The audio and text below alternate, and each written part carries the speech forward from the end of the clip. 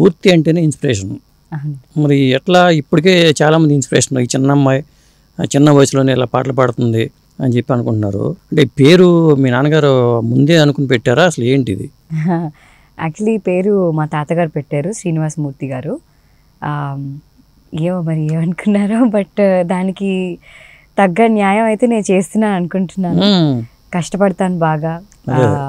అందరికంటే యూనిక్గా ఎలా ఉండాలి, ఒరిజినల్ కంటెంట్ ఎలా రిలీజ్ చేయాలి, ఒరిజినల్ సాంగ్స్ నేను రాసుకుంటాను.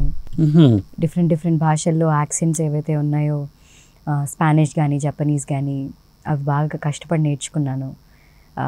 కరెక్ట్గా మాట్లాడడం, డిక్షన్ దాని మీద. సో మీ తాతగారు ఏం చేసేవాళ్ళు? మా తాతగారు సింగరేణిలో పనిచేశారు. ఓకే.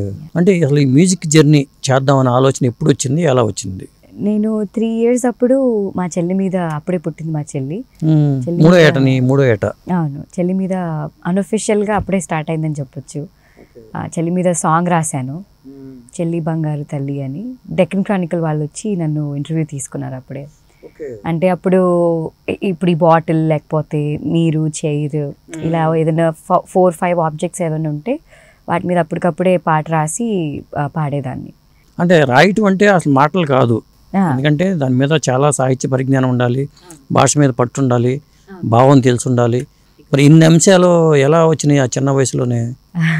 అది అంటే మా 4 fathers నుంచి నరసింహదాస్ గారు మా ముత్తాత, ఆయన హరికథలు బుర్రకథలు ఇలా చెప్పేవారు.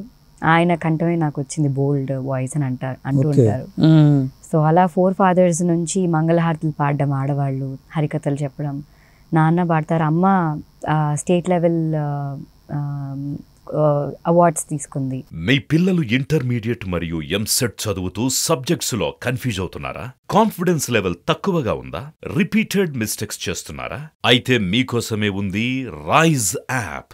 1 lakh question bank, performance analysis, online classes by experts, ఇంకా మరెన్నో ఫీచర్స్ తో మీ ముందుకొచ్చింది Rise the perfect guide.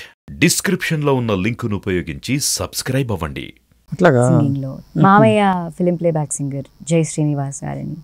So అలా ఫ్యామిలీ అంతా బ్లడ్ లో ఉంది అని చెప్పాలి. అంటే పుస్తకాలు చదవటం ఏమైనా జరిగిందా? మరి భాష మీద పట్టుండాలి కదా అప్పుడు ఏం లేదండి. అంటే స్కూల్ లైఫ్ స్టార్ట్ చేసిన తర్వాత ఇలా అప్పటికప్పుడు పాట రాసేయడం అనేది పోయింది. దాని తర్వాత నేను కంప్లీట్గా ఫోకస్ చేసింది 2011లో నేను చరితాబెన్ మ్యామ్ దగ్గర వెస్టర్న్ వోకల్ స్టార్ట్ చేశాను. నాన్నగారు అందరిలాగా కర్ణాటిక్ బేసిక్స్ తెలుసు, హిందుస్థానీ కర్ణాటిక్ బేసిక్స్ తెలుసు.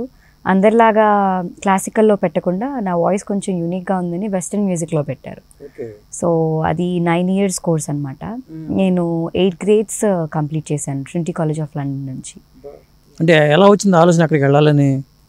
యాక్చువల్లీ అక్కడ లండన్ నుంచి ఇక్కడికి వస్తారు ఎగ్జామినర్స్, ఎగ్జామ్స్ ఇక్కడ తీసుకొని వెళ్తారు. టీచర్స్ వాట్ ఎవర్ ఫ్యాకల్టీ ఉన్నారో అంతా యూరోప్ వాళ్ళు ఉంటారు.